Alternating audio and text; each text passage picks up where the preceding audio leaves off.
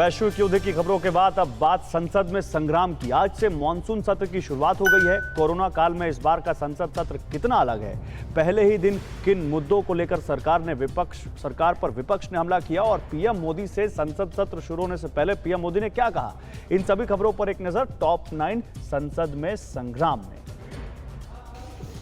Corona संकट के बीच आज से संसद में 18 दिनों का मॉनसून सत्र शुरू हो गया। सत्र शुरू होने से पहले सांसदों समेत 4000 से अधिक लोगों की कोरोना जांच कराई गई। कार्रवाई के दौरान सांसद मास्क पहने दिखे और अपनी अपनी सीट पर पॉलीकार्बन शीट के पीछे नजर आए। सभी सांसदों को सैनिटाइजर, मास्क, ग्लव्स सहित सुरक्षा किट दी गई। पहले दिन चीन से लेकर ड्रग्स तक के मुद्दे उठे।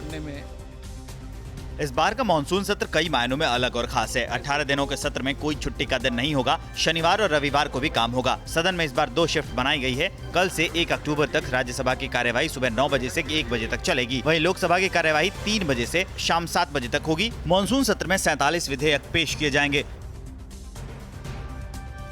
कई महीनों से सारे हिंदुस्तान के लोग भारी तनाव में हैं। मॉनसून सत्र के पहले दिन एलएसी पर चीन से तनाव का मुद्दा भी जोर शोर से उठाया गया। संसद में कांग्रेस के नेता अधीर रंजन ने कहा, चीन की करतूतों से हिंदुस्तान के लोग तनाव में हैं। अधीर रंजन ने संसद में चीन के मुद्दे पर चर्चा की मांग की। आज भी खबर छपी है, चाइना वाचिंग प्रेसिडेंट। संसद में चीन की जासूसी का मुद्दा भी उठाया गया। कांग्रेस नेता अधीर रंजन ने अखबार में छपी खबर का हवाला देते हुए इस पर केंद्र सरकार की प्रतिक्रिया जाननी चाहिए। हालांकि प्रश्नकाल नहीं होने की वजह से लोकसभा स्पीकर ओम बिरला ने उन्हें बीच में ही रोक दिया।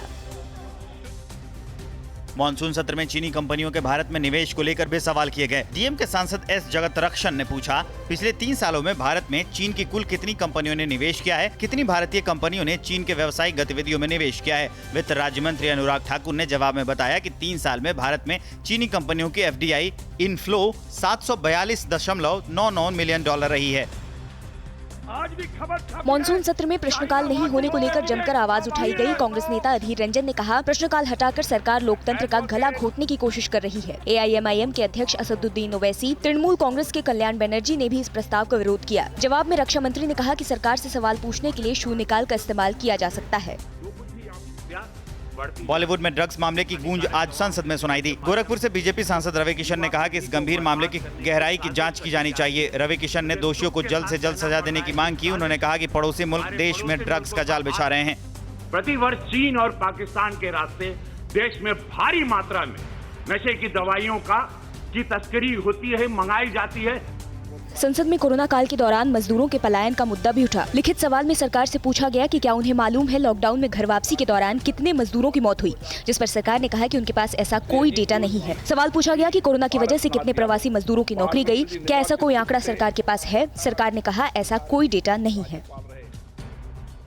मानसून सत्र शुरू होने से पहले प्रधानमंत्री नरेंद्र मोदी ने संसद परिसर में मीडिया से बात की। पीएम ने कहा कि हमारी सेना के जवान सीमा पर डटे हुए हैं। ऐसे में संसद से ये संदेश एक सुर में आना चाहिए कि पूरा देश और सदन उनके साथ खड़ा है। पीएम ने कहा कि कोरोना के मुश्किल दौर में सांसदों ने कर्तव्य का पथ चुना है।